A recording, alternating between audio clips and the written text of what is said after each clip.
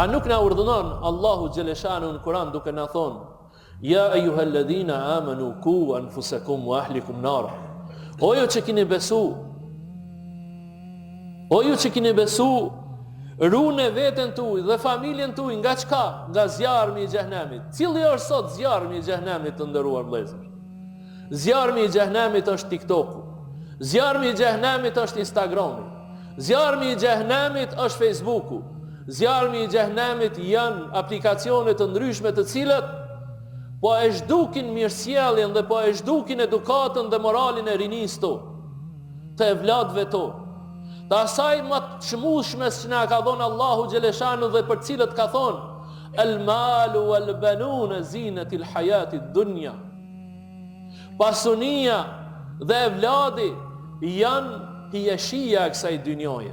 Por mos të harrojmë se pikërisht edhe për këto dy gjona Allahu xhaleshanu ka thonë: El malu wal banuna el fitne. Pasunia dhe evladët janë fitne. Janë fitne. Prandaj cilën rrugë ke zgjat ti? Cilën rrugë e ndan ti, e mbron ti? Allahu po drejtohet dhe po thotë: ruje veten dhe ruaj fëmijët e tu. Ruje familjen tënde. Ruje familjen tënde. Kontrolloje fëmijët e tu. Shiko fëmijët e tu se çka po bëjnë, si po veprojnë, ku po shkojnë.